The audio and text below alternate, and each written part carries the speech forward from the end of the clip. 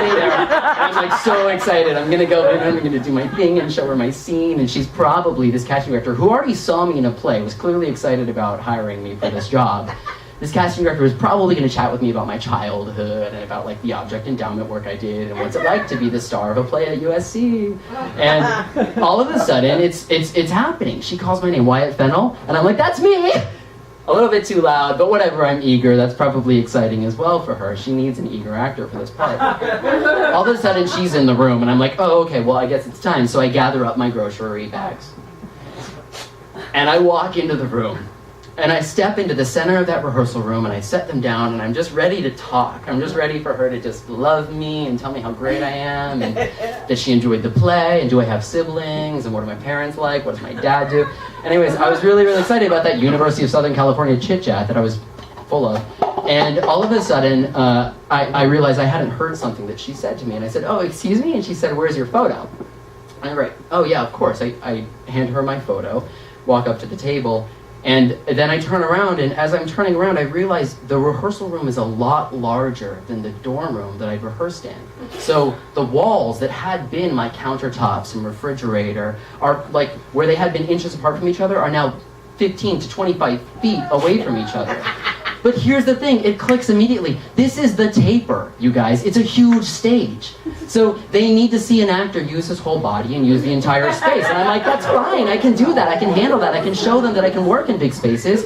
I'll just keep everything the way that I had rehearsed it in my dorm room in this rehearsal space. So I go and I pick up my grocery bags, and the reader is starting the scene, but he doesn't realize that I need to make an entrance because I'm coming from the grocery store. So he's starting, and I'm like, oh, whatever, I'm not gonna listen to him, I won't have to worry about that guy. And I run over stage right to the rehearsal room, and I pick up my bags and I enter, and we start the scene. And I'm talking to Lawrence Fishburne by way of this like 20-something guy who's kind of laughing through the scene. But I don't notice that because I'm so focused on my object endowment. And I'm placing everything exactly where it belongs. And it comes time for me to put the rice-a-roni in the upper cupboard above my head when I realize there's no actual cupboard. So if I place the rice-a-roni where I have rehearsed placing it, it's just gonna fall to the ground. But I commit, and it does. And this continues throughout the entire scene. But it was really one of those experiences as an actor that was so brilliant that I didn't actually realize it was going by until it was over. It was like lightning fast, divine inspiration, brilliant. And I finished the scene and realized it was done and felt that like click through my body. I was like, oh yeah, but and I was just excited for her to talk to me now, the little chit chat. We were probably going to go down to the Hotel Figueroa, which I was hoping was where she'd want to go to discuss the contract and stuff because they didn't card there. Anyways, I look to the table and I'm just like ready to talk about myself and about my audition and all the work I did, and she says, thank you. And I'm like, yeah, thank you. And then I realize she's writing something on my resume and she puts it in a pile, and I'm expecting, at this point she'll look up to me and we'll start our conversation, and she's looking at her shoes. And it seems like there's something itchy on her toe, but I can't tell. And then I realize I'm done. Like I should get out of the room. And there's not going to be any chit chat, and that's fine, because maybe she needs to get to the next guy, but she'll talk to me later. And then I realize that I'm surrounded by groceries.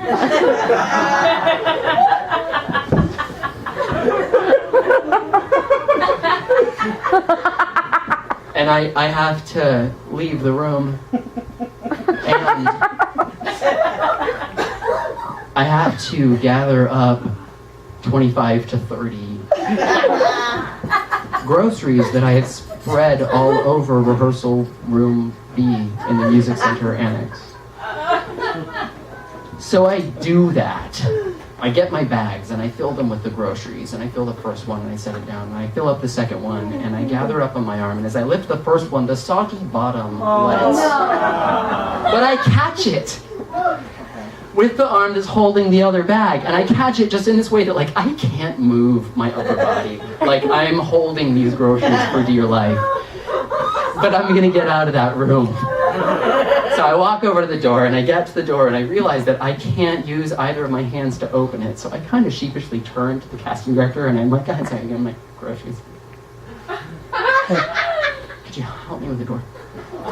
And she sort of begrudgingly gestures for the reader to open the door for me, and he walks over, and he does, and he lets me out, and I step out into the room, and I turn back to say, thank you guys for the doors in my face. So my back is to this room full of boys, one of whom I've watched on the WB for like 3 years. And my face is red, and I'm a little out of breath and kind of sweaty because I've been running around the rehearsal room this entire time. And I realize I have to get out of there, so I just bolt for the exit.